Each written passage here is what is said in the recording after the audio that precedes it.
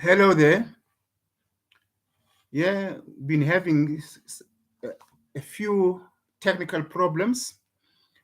We are live now. We are live now. I hope everybody's in. I can see Helen there. Helen Lintrapede.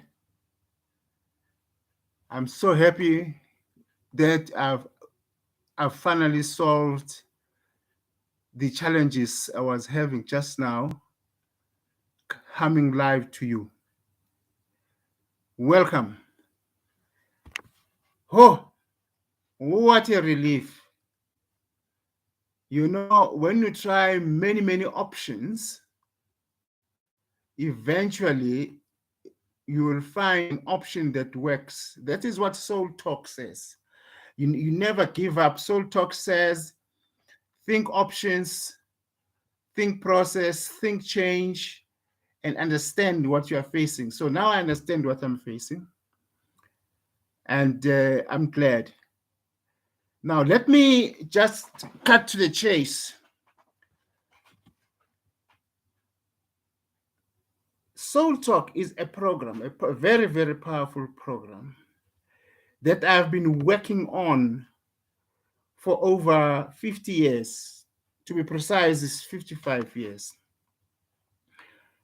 I started with thinking about Soul Talk when I was in prison around 1964, 65, 66, in that area. And what prompted me to think about what has now evolved into a fully fledged, empowering, and transformational program was my observations that I have been making among us prisoners. You know, at that time, I used to believe what psychologists tell us, namely, that we are shaped by our environment. I used to believe that completely because in psychology, they talk about stressors. When they talk about stressors, they are talking about things that are outside yourself, in your circumstances, because they stress you, hence they are called stressors. But I realized that in prison, we had the same circumstances, exactly the same circumstances. We were in the same cells. All the cells on Robben Island were built the same way. The blankets that we used were exactly the same color, size, and everything. The food that we used to eat was exactly the same food. Our surroundings at the quarry where we worked and at what was called the Landbouw span. Landbouw stands for agriculture. And there was no real agriculture there. We were simply made to take sand from one place to another and take it back again to the original place. And we're being sworn at the same way because the warders, the white warders, the racist warders, had the same perspective towards African people. They were racist, period. So we're faced by the same circumstances. But what I observed was that some people, some of the inmates, some of the comrades were very strong. You would call them towers of strength. You would look at this guy and find that he is so strong, you could lean on him virtually, psychologically, maybe spiritually as well. He's the kind of guy on whose shoulder you would put your head. And on the other hand, there were those guys who looked so docile, so weak, the way they spoke. the way that they walked, every movement they made was a movement that signified that there is no strength where the energy should be coming from. Now, here are these people, very strong people who looked robust, people that you could rely on. And on the other hand, there were these people who were docile, but coming from the same environment. Why didn't the environment shape us the same way? So I started asking this question. And whoever I spoke to at the time felt that I was being silly. Of course, we must be different. As human beings are different. But that was simply taking things for granted. I don't believe in taking things for granted. I wanted to know the reason. When there is a difference between two things or more things that are supposed to be in the same place, I want to know what makes the difference. And I continued probing. I continued with my quest to find the reason for this difference. And in the fullness of time, I discovered it. And this is what I'm going to share with you. It is not just one word. It is not just one element or factor. It is a series of related elements. But these related elements, you could connect them, like connecting the dots. And I continued doing that until I had a full program. And when I left prison, I continued studying because I had access to more literature now. And in good time, I went into exile. I spent a lot of my time on the continent of Africa, in the Middle East, and in Europe, Western Europe, because I was sent there by my liberation movement to become a chief representative, first in the Middle East and then in Europe, based in London. I met so many people there. I mean, in London, you find all kinds of people. You find people who believe in materialism, people who believe in spirituality, people who very religious and all kinds of religion there, Muslims, Christians, all kinds of religion. And I had an opportunity, therefore, to engage with these people. And in my engagement with them, my level of consciousness rose. And I discovered that people have got different views, and that constituted their difference. I learned more about the differences that exist between people, between individuals, between brothers, sisters, between siblings, between educated people, among educated people, and so forth. And what I discovered was that we are faced with similar situations. And all of us, 7 billion of us, do the same things, exactly the same things. As human beings, of course, it is our attribute. We don't bark. We think. We work. We desire to love. We desire to be loved. We look after the interests of our children. We look after the interests of our loved ones. And we bury people. I mean, not just practically, but literally we do exactly the same things. Of course, when you put us against dogs, dogs do exactly the same things in their own area as dogs.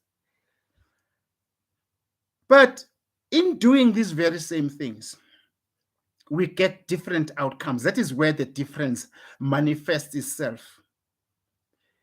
We get different outcomes. And I wanted to find out why it is that we get different outcomes. I discovered that in doing those exact same things that I'm talking about, we use different methods. But it is the nature of methods that there are methods that work, there are methods that don't work, there are methods that take a very long time to produce results, and there are methods that take a very short time to produce results. And in between, there are all these combinations of results that you get: long-term, short-term, medium-term, and stuff like that. But in one word, why we obtain different outcomes is because of the different methods that we use. Some people go to school to find methods that work. Some people go to a consultant to find methods that work. Some people meditate to find methods that work. Some people go to religion to find methods that work, and so forth. But I said to myself, do we really have to belong to different religions? Do we have to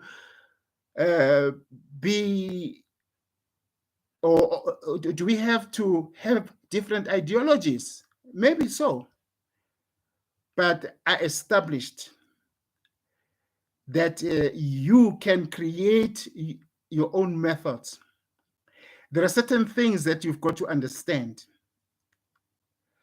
And first thing that you've got to understand is that anything that you manage, because method is about management, anything that you manage has got its own characteristics, or you might call them properties, or you might call them attributes.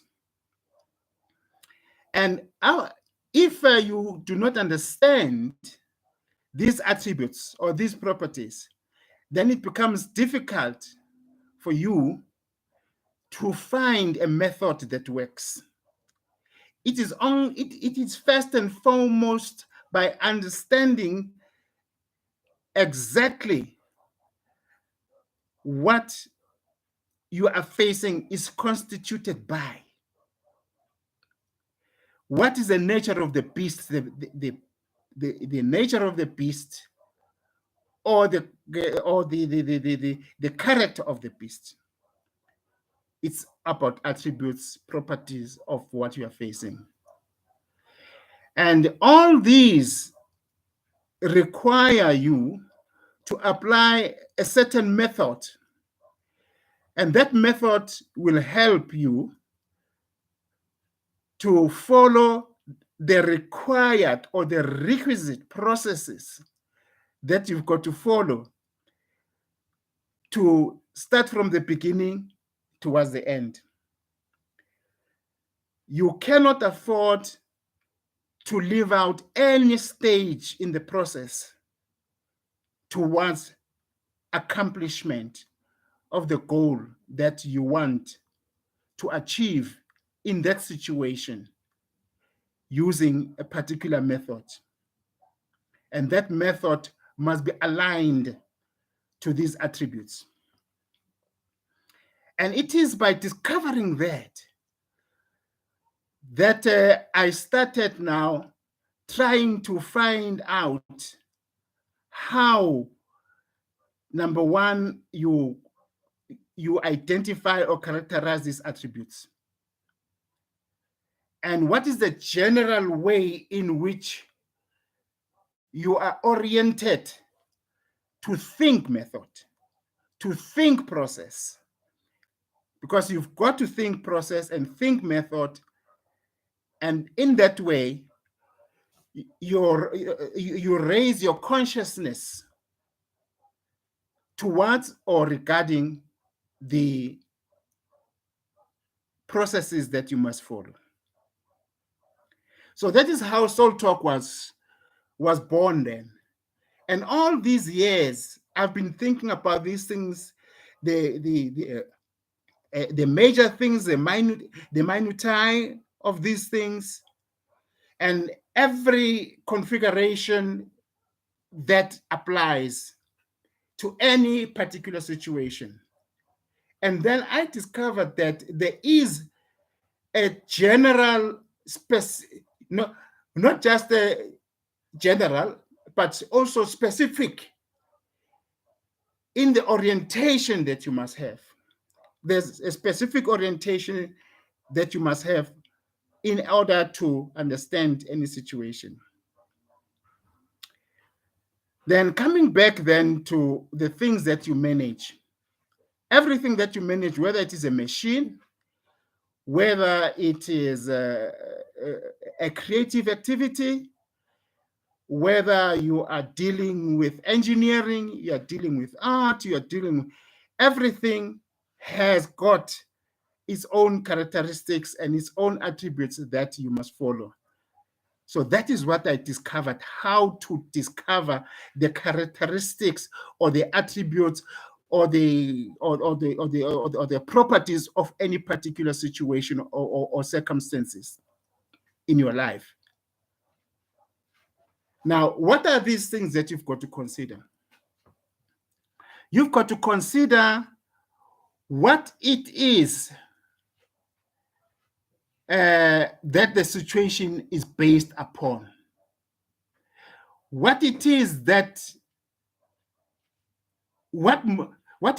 controls its movements. Because everything has got movement in the universe. What it is that controls it. And I realized that first of all, everything follows its own principles. A car, for instance, or any vehicle, or any machinery must recognize certain principles. You must know what these principles are to make it work. It works because of certain principles that it has in its movement, in its operation, and in how it works. Now, I superimpose this kind of thinking onto human beings. And the behavior of human beings is also based on principles, the principles of life. What makes human beings to move? And movement is in the body, the movement of the parts of the body, including the brain, the eyes, everything has got movement. And every movement is controlled by certain principles. That is at a physical level. And at a mental level also, there are certain principles that the mind follows in its operation, how it works. And unless someone understands those principles, it becomes difficult, well nigh impossible, or completely impossible to deal with the mind. Those are the two attributes, the physical or the material and the mental. Then there is a spiritual attribute that human beings have. That area or that dimension of life also follows its principles. And then there's a fourth one, the emotional. People talk about emotional intelligence. The emotional also has got to follow certain principles. Without following those principles, emotional intelligence is a forlorn dream. You cannot have emotional intelligence unless you understand the principles that apply to our emotions, to our feelings, to our attitudes. So there are those four areas, therefore, that I had to look into in constructing and designing this program called Soul Talk.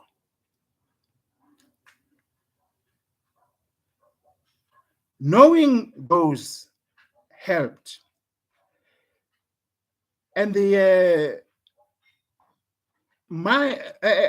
I also discovered or established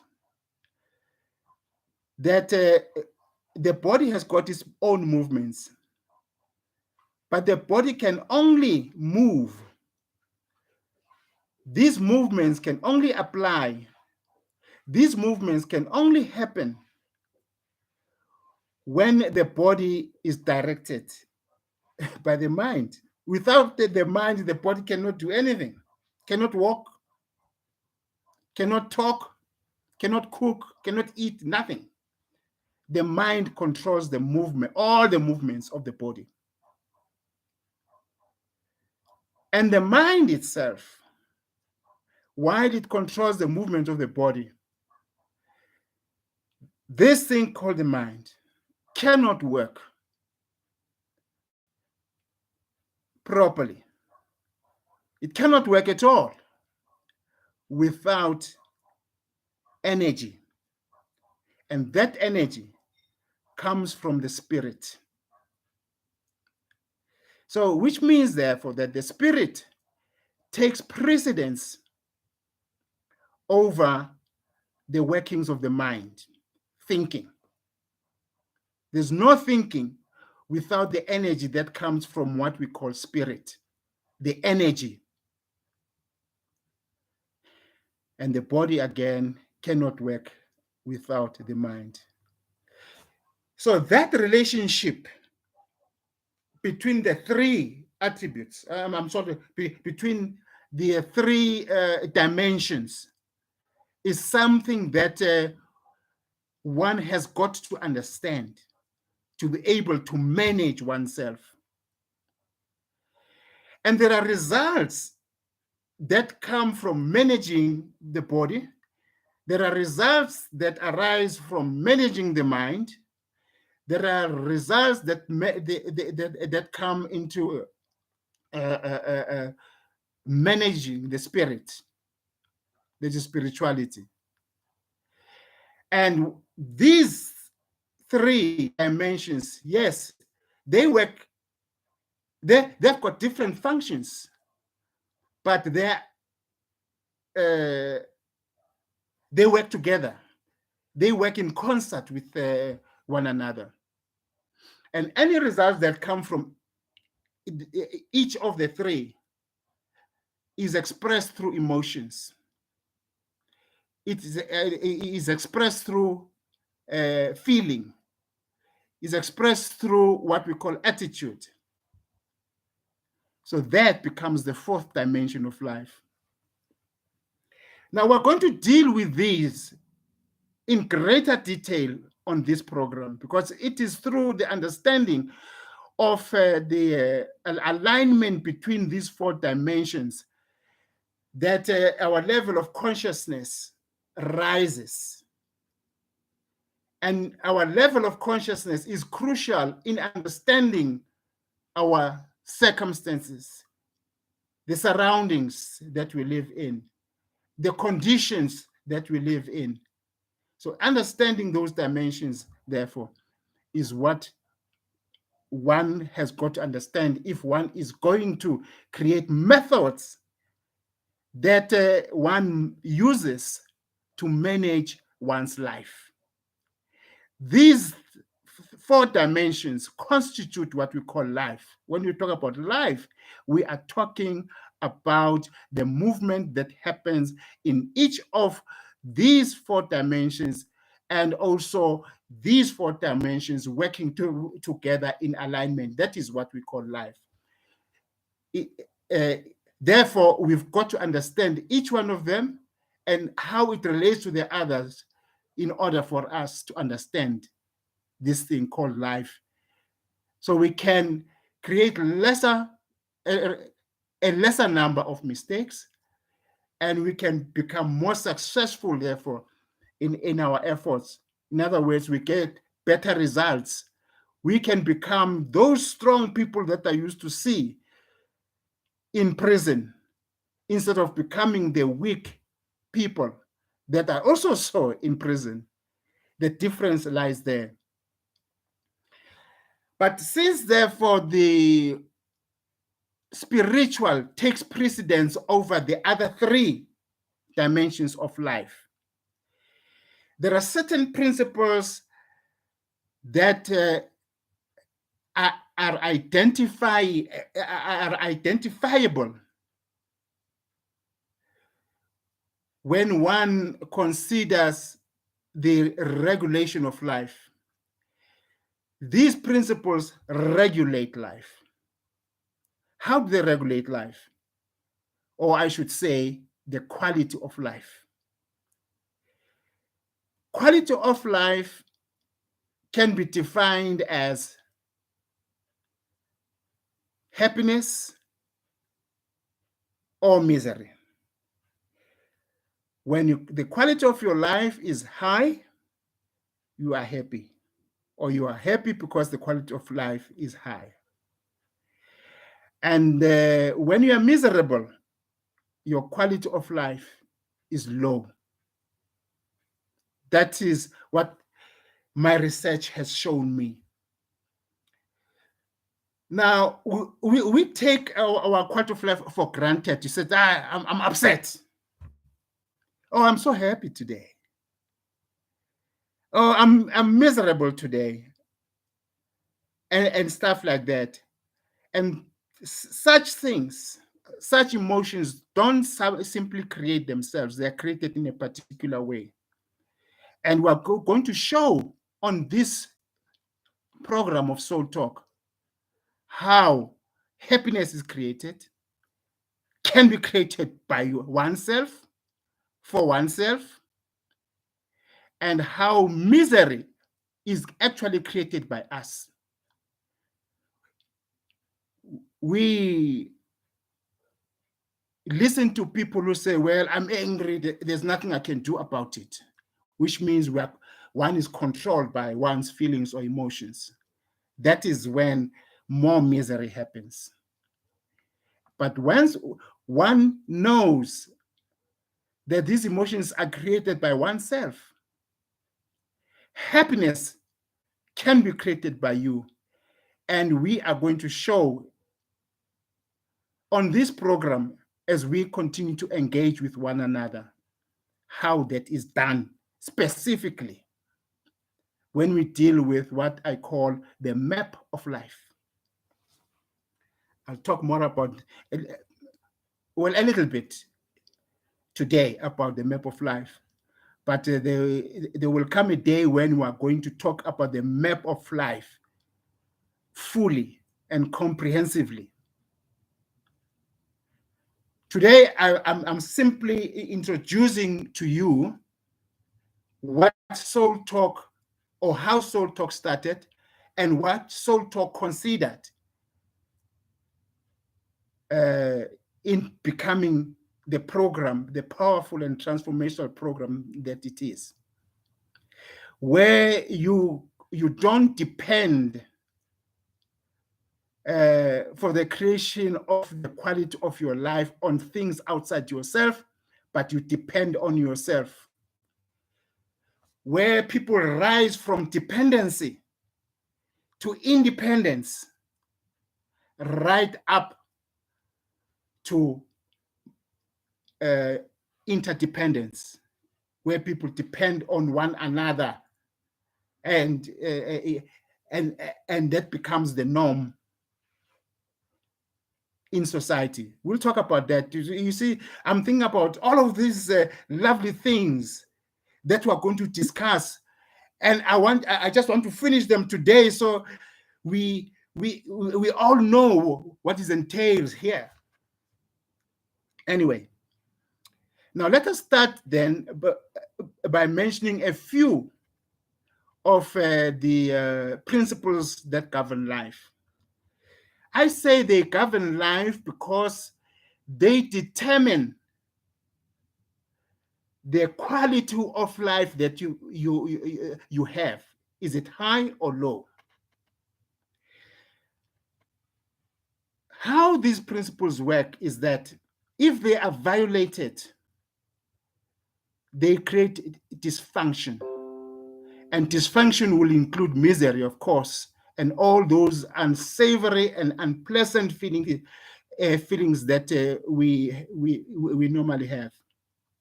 That is when these principles are violated. But once a person can align himself or herself with these principles and embrace these principles, look after these principles, manage these principles, then that particular person will cause the quality of his or her quality of life to rise. And it is by managing these principles that we can regulate our own lives. Let me just mention a few of them. There are many of them, and they need to be discussed, and we are going to discuss them in turn. We are going to discuss them in turn and show why they are the forces that govern us in our lives. Top on the list is the principle called love, L-O-V-E. If I show love, that means I'm embracing that principle called life. But if I violate love, instead of giving love, I give the opposite of love, then I invite misery onto myself. Another one is integrity. Integrity means what I think, what I feel, and what I do and say. All of these things are integrated into one. That is where the expression integrity comes from, and it becomes a word. And then compassion. If I don't embrace compassion, and compassion simply means that I feel with the other person, which is different from sympathy. Sympathy says, I feel for, but I feel with you, which means that I understand and almost feel the pain that you're going through. And that is compassion. But if I don't feel, if I omit the feeling of compassion in my life regarding other people, that is when misery sets in. Not only in the person that continues to have the pain, but in me as well. And between us, the two of us, then we cause a lot of other things like misunderstanding, conflict,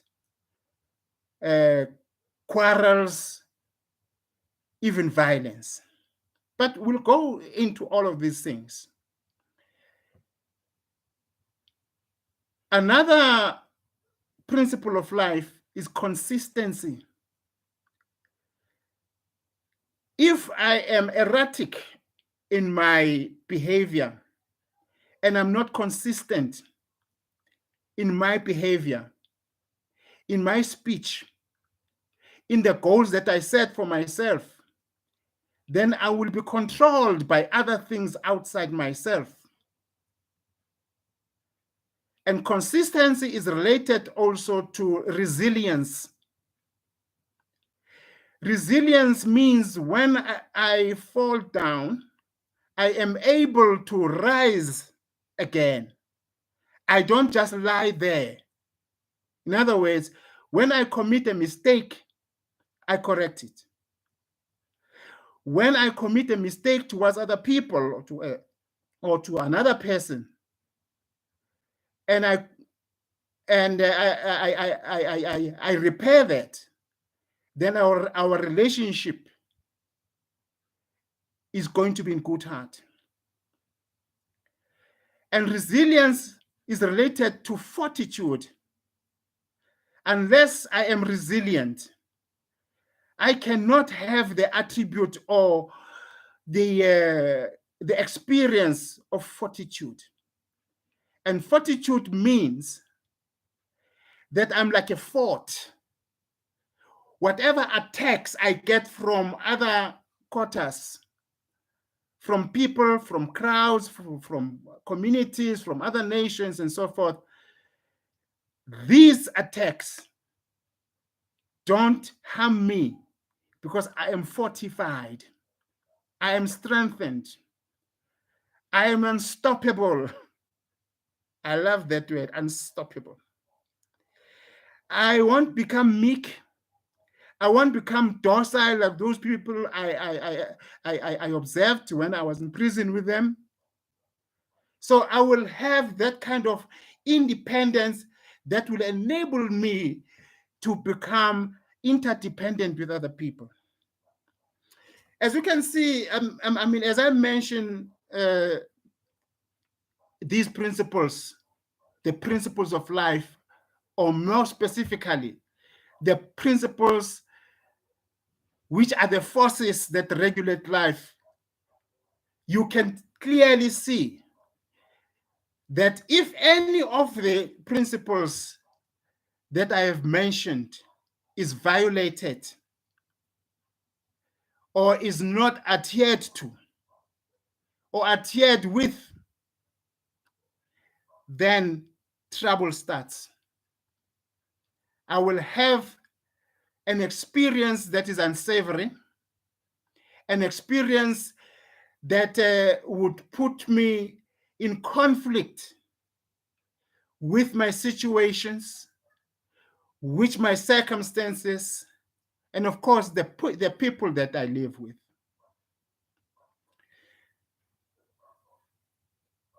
The discussion on principles, when that discussion comes, this will open up our perspective in such a way that we can manage our situations better. So management, therefore, that I talked about at the beginning, will become easier. It can only become easier when we understand exactly the import of these principles. Like integrity, for instance. If I don't have integrity, if what I think, what I say, what I feel, and what I do is not one, is not integrated, or if these things are not integrated into one, then I'll find myself expressing dishonesty. And when I am dishonest to you, as a person that I live with or work with, then you are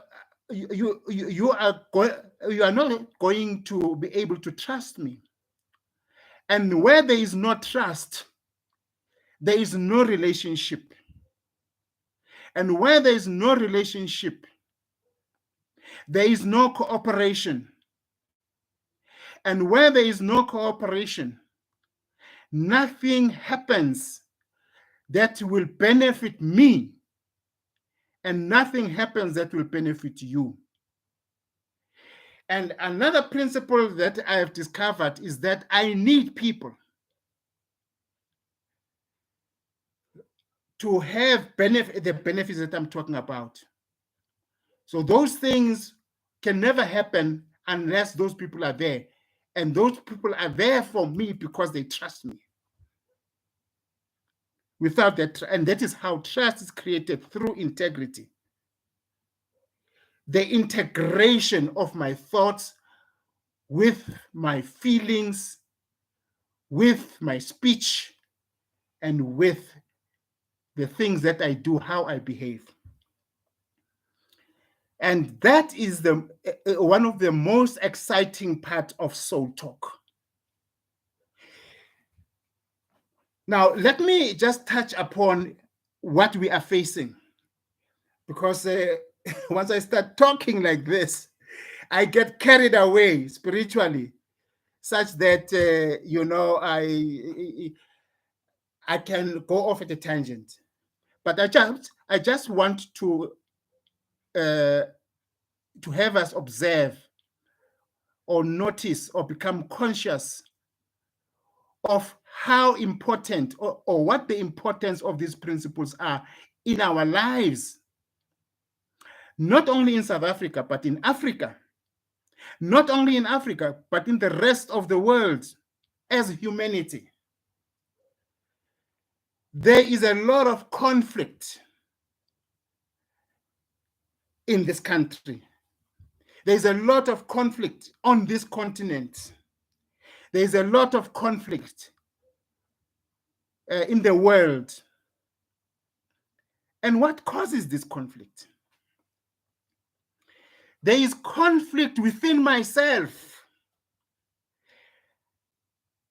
My thoughts collide from time to time with each other.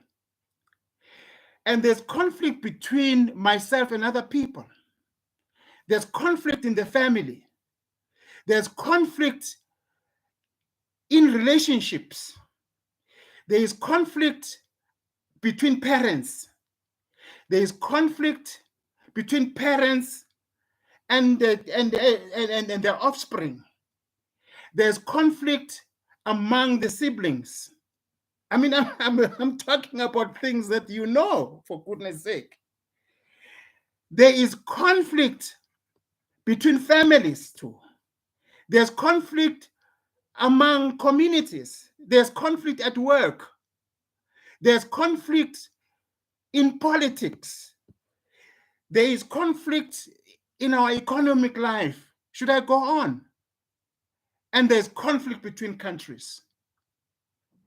There is conflict between ideologies. So there is conflict, and where there is conflict, no meaningful work goes on. And when there is no meaningful work goes on within all these profiles that I have mentioned, there is no production. And where there's no production, the things that are supposed to meet our needs are absent. And our needs remain unsatisfied, unmet. And we experience deprivation, whether it is real deprivation or imagined deprivation. And when we experience deprivation on any of these platforms, what happens is that conflict takes place. I blame you, you blame me. Who takes responsibility in this country, for instance? I don't see people taking responsibilities. The parents don't take responsibility, they blame the children. The children blame the parents. It is because of that perceived deprivation. Because certain needs, whether these needs are material, whether these needs are intellectual or mental, whether these needs are spiritual, whether these needs are emotional.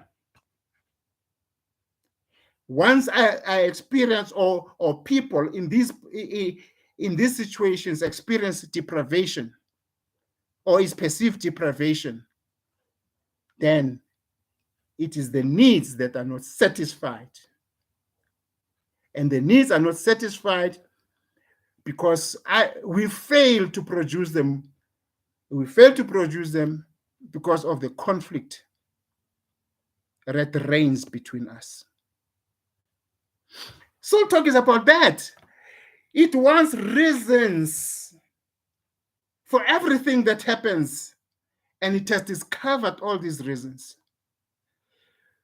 For the last 55 years, I have been conceiving of it. I have designed it, And I have applied it starting on Radio Metro in 1992 in this country, and then going into communities and sharing these wonderful understandings, precepts, principles, and the techniques to apply those principles. And I've engaged with so many people, thousands.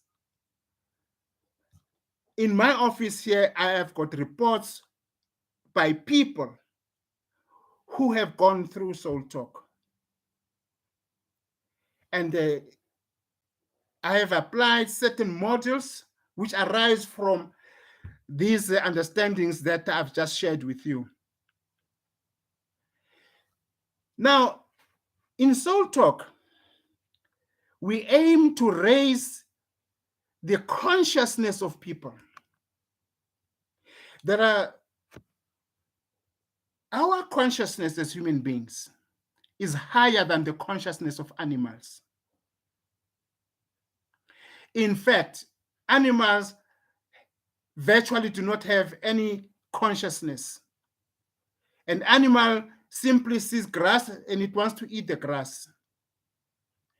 But I am conscious of the fact that there are options because I'm a human being. So between man and animals, there is a difference in the level of consciousness. Among us, there are those people with a very high level of consciousness, and there are those with a very low level of consciousness. Because consciousness is about the operations of the universe. Consciousness is about understanding the principles that govern the universe. Consciousness is about the understanding of the principles that govern life. Consciousness, in one word, is about answering the questions: what is happening? Where is it happening? But most importantly, why it is happening. Consciousness, therefore, equips human beings with understanding of self and understanding of the circumstances around them, which includes other people. And that consciousness makes people to understand that they have the power to initiate things. While they have the power to initiate things, they should also be conscious of the fact that to accomplish the things that they've initiated, this they cannot do by themselves. I can initiate things, and I should initiate things. I cannot leave things that concern me to be initiated by other people. I must be the one that initiates them. But in accomplishing them, I need other people to cooperate with me, to work with me towards the accomplishment of the objectives that I set for myself. Consciousness, therefore, means that other people around me are valuable. There is value in people around me. You often hear people say, what will it do for me? Uzangenzelani? I don't need him. I'll fix him. That is a violation of the principles that govern life. That kind of language arises from that. And the violation of these principles have got one word to describe them. Oh, and we're going to talk about that, I tell you. And that one thing that is generated by the violation of any of the principles that I've mentioned, and even more that I'm still going to mention, That violation is called ego. The ego. The ego kills us because the ego produces conflict, which arises from the violation of the principles that govern life. The ego produces greed. Greed produces corruption. Corruption produces destitute.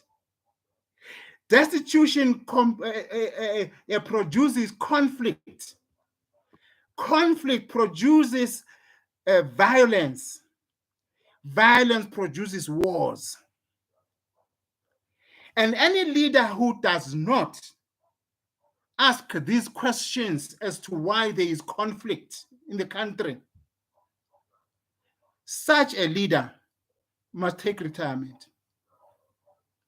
Because this is the question that people must ask. Why is there conflict? Because we want harmony among people so that there is cooperation, production, and the satisfaction of the needs. We are going to discover the importance or the weight of needs in our lives. Needs play a central role in our lives. Because any movement that I make, any movement whatsoever, whether that movement is thinking, because in thinking, there is movement in my mind. You can't think without causing movement in your life, right? In your mind. There is movement in my body. There's movement everywhere. Have you ever asked yourself, what is the purpose of movement? Any movement? Physical movement? Mental movement, intellectual movement? Emotional movement? Spiritual movement? Have you ever asked? There is only one answer. Where the purpose of movement is to fulfill one thing. The purpose of movement is all about the addressing of that one thing, that one word. And that one word is needs. When I move in order to satisfy or meet one need or another. I've just scratched my head now. And why did I scratch my head? What is that movement about? That movement called scratching my head. What is its purpose? The purpose of that movement is to satisfy the need for comfort in this area of my head. Because right now, there was irritation, which is undesirable. So I have a need to effect or to place comfort there. I have a need for comfort. So as you can see, the needs are central in our lives.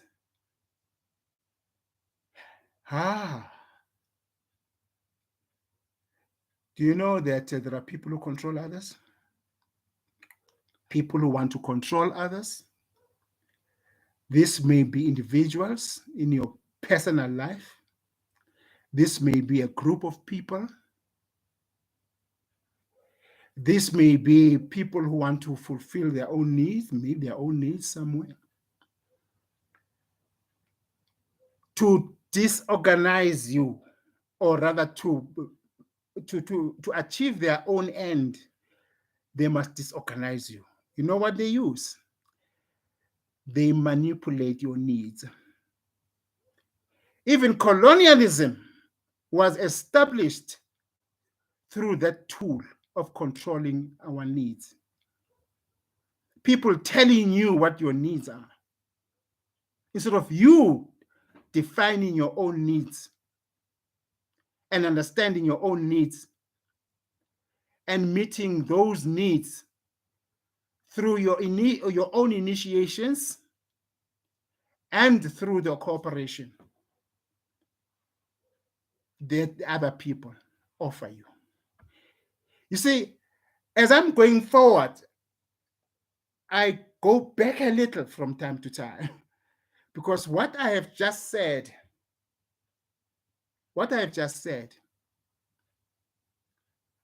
the things that I've just, given you narratives about, have an effect on what I'm saying now and have an effect on what I'm going to say next time around and what I am going to say going forward. Now, I don't want to waste your time today. I've got to tell you what Soul Talk is all about. This is a presentation, the beginning of Soul Talk. In other words, for most of you, this is the first day. In fact, for all of us, this is the first day in the rest of our lives. And once you have passed through Soul Talk, whether you agree with it or not, you can never be the same again. Even your thinking is going to change. You're going to think about the same things that you used to think about in the past, but differently now. So that is what Soul Talk is all about. What other things are we going to deal with in Soul Talk? We are going to deal with the most important aspect of our lives after the principles that I've just delineated to you. And that is the map. You know, wherever you are, you can get lost in a certain place or a territory. Why do we get lost? We get lost because we have lost direction. Why do we lose direction? We lose direction because we don't have the map, and even if we have the map, we don't understand the map. So any place, you can go to Japan, you can go to Ukraine, whatever it is, if you don't have the map of the territory or the place you are on, you will get lost. And if you don't get lost, it will simply be by fluke that you get your directions. But as a matter of fact, you get lost when you don't have a map. Now, life, I don't know if ever you have thought about it, is a place. Life is a place where we find ourselves. And I've just said, any place that you find yourself in, you can get lost in that place. You need a map. In life, we get lost. How do we get lost in life? When I'm stressed, I'm lost. I find myself in a place called stress in life, in a town called stress in life. And it is an undesirable place to be. I can find myself in depression, I can find myself in anger, in conflict, and I can find myself in any of the undesirable places that I often find myself in life. And I find myself in those places because I don't have, or I did not use the map of life, or I don't have it, or I don't understand it. So we are going to learn about the map of life. I don't remember being taught in school about something called the map of life. Soul Talk has discovered the map of life. And once you know the map of life, then you will have a better exercise of your choice in choosing the different routes and even roads, for goodness sake, that you find in life. But you need that map of life. And we are going to discuss that map of life in one session among the sessions, all the sessions that we have. And after you have been exposed to the map of life, you will find that your life changes completely. You will know beforehand that if you take this route on this territory that is represented by that map of life, you are going to get lost. So we are going to be proactive instead of reacting after the action has been taken. That is the power of Soul Talk. It shows you the map and the different routes that are existent in life, and you'll be properly directed to make the choices, because God gave us one power that God does not even interfere in that. Allah does not interfere in that. Or if you choose, whatever created you with a choice, the power of choice. But what do? We blame other things. We blame other people. We blame other entities or organizations. We blame the government. The government blames us. We blame our wives, men. Women blame us. We blame our children. Abantwana banamhlanje. What choices did you make in bringing them up? Soul Talk is not here to accuse parents. It is here to open the eyes of parents as to conduct high-quality parenting, dynamic parenting, so we can have the kind of children that we desire. It is not left to circumstances. It is not left to poverty. It is not left to hunger. It is not left to greed and all of it is left to us. And Soul Talk does not only say that you've got to take responsibility, it shows us how to take responsibility. We are going to learn what responsibility is, what it means, what that word means. When we deal with the map of life, we're going to talk about response, how you respond to circumstances as the force that actually determines your outcomes. But you've got to have the ability to respond, to be able to use your response appropriately, relevantly, and in context. The ability to respond is a responsibility. And responsibility is what turns out to be responsibility.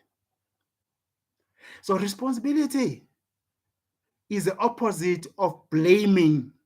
Instead of blaming your wife, blaming your husband, blaming the government, and blaming the masses, and blaming so-and-so, you take responsibility, and we're going to show in very clear terms, and we're going to engage in this. I'm not just going to preach. Maybe I appear as if I'm preaching now, because I'm simply doing a presentation to you as to what Soul Talk holds for us. We're going to engage, and we're going to visit one another. I'm going to come to your areas.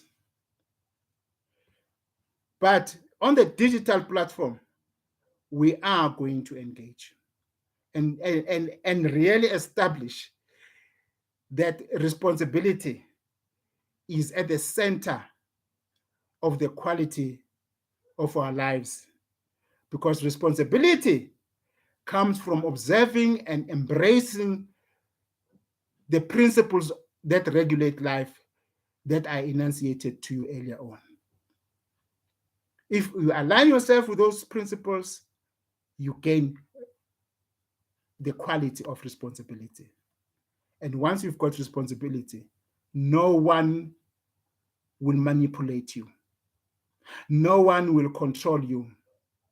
No one will define your needs for you. You'll define them yourself. And no one is going to use those needs to manipulate you. You will see them coming from afar. No one will bully you. No one will bully your child, because you're going to bring up your children in such a way that they can deal with bullying. They can deal with bullies, because you are going to show them how to manage life. Life is about management, just like you manage a garden. In the garden, you know that you are growing crops. But you also know that in growing those crops, there are weeds that grow alongside the good crops. And you take the responsibility to deal with those weeds, otherwise they'll kill your crop. And we're going to deal with the success method. A success method that applies in any situation, whether it is in teaching, whether it is in business, whether it is in politics, where you are involved, whether it is in business, whatever. There is one way to achieve the success that you need by applying the success method. I mean, God cannot, or nature cannot give you the power of choice, but it does not give you the power to be responsible.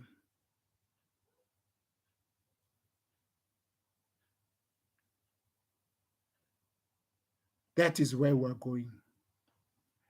But we're going to show together with showing the success method what it is that will stop you from using the success method. Yes, it is there. You can learn about it, you can embrace it, you can understand it, but there's something that will stop you from using the success method. And if you don't use the success method, you won't be successful in your objectives. And what is it? I'm sure you have guessed it. What is it that stops you from taking action? Because using the success method, one of the elements of you using the success method is to take action. What is it that stops you from taking action? What is it that causes your procrastination? What is it that causes procrastination of any individual?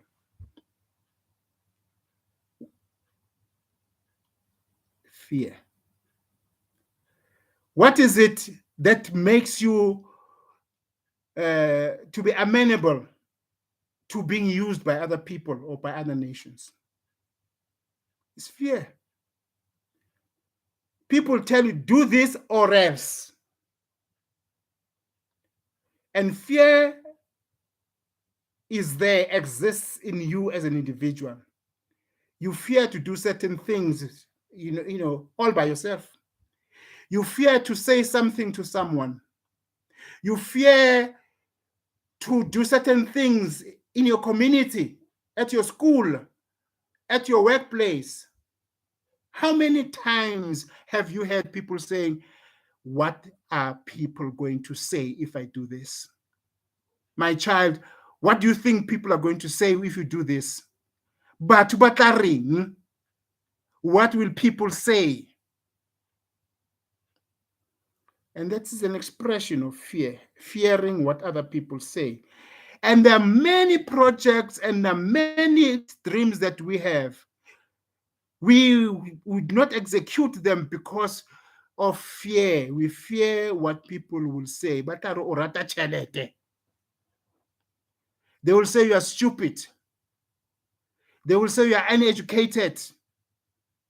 And you don't want people to say unsavory things to you and about you. In Soul Talk, there's no fear. In Soul Talk, there is no fear. Because we have a technique of dealing with fear, which is very, very clear. You don't have to go to any university to learn about the techniques of dealing with fear successfully and effectively. So fear does not control you anymore. You will be able to do whatever you want to do and saying whatever pleases you as long as you don't hurt other people. So fear, like fear applies also in gossip. You fear gossip. You don't want to be gossiped. And we're going to reveal why you don't want to be gossiped. So you'll be free as a bird. You will be free, and that freedom comes from knowing the truth that Soul Talk is dispensing to you. I look forward to this. Now, how is it going to work? We are going to have a master class every week. For starters, we're going to have one master class for a while, maybe 3 months or so, every week, that deals with all these subjects and more that I have just mentioned. And then this is your program, and it's free. Invite other people to join, and it's free for life. Because even after I'm gone, you can see how old I am. One day, very soon, maybe, I don't know, I'll be gone. But you'll still continue to have access to all the videos that I am going to produce, that I'm producing now. They will be there for you for life. So, but we're going to start with one lesson a week, and it will go on, and we will decide when and how to engage, because I want us to engage. I want you to respond to the things that I'm saying, because I remember when I started on Radio Metro in 1992, people were skeptical, saying that I deal with impossible things and so forth. I'm not telling the truth and stuff like that. I understood, because under apartheid, we were told that certain things are impossible. We had lost hope. We were conditioned into hopelessness, where we do not realize that we've got power within us. Power to run our lives, power to make our own choices, power to use the principles of life, power to use the map of life, power to overcome fear and get success in our lives, whatever we want, because God does not create junk. Allah does not create junk. Nature does not create junk. Nature creates the things that are desirable to themselves, these things. So let me conclude by saying that please invite other people. Send them the link all the time. Your offspring, your brothers, your sisters, your aunts, your colleagues, your fellow churchgoers, and stuff like. Why am I saying this? I am saying it because, can you imagine if we share the same values? Because I'm talking about values here. And if we share the same kind of thinking about our lives, there's going to be less conflict. We'll still be different, because if we did not have differences among us, differences between human beings would have had to be created. We need differences among us. So I'm not saying that we're going to do the same kind of thinking. We're simply going to have the same kind of orientation. So we will be oriented towards thinking about problems the same way and solving them and contributing to each other and making a difference in the lives of one another. So I am saying invite other people, especially those around you in the family, in the community, in the organizations where you work, so we can have the same kind of orientation to eliminate this conflict that is existing among us. And even the people that are corrupt, they'll be ashamed of themselves because they will know that things are wrong, and you see them. Not only see them, you're aware of them. And awareness is consciousness, because they'll soon discover that you've got a higher level of consciousness. You see more things, you're aware of more things than they are aware of. So please invite other people, and you are free also to contact me on Facebook. I am on Facebook, and you are free to contact me on WhatsApp, and you are free to send me emails and suggestions as to how we are going to run this program. It's a long program. It deals about everything in life, as I say. It's holistic. It covers every aspect of our lives, whether we're in business, we are teachers, or whatever we are. In other words, Soul Talk is the alphabet, as I said in my invitation, is the alphabet of life.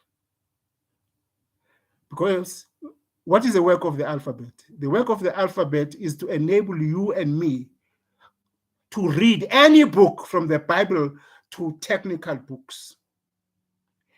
And the alphabet allows me to write, it allows you to write.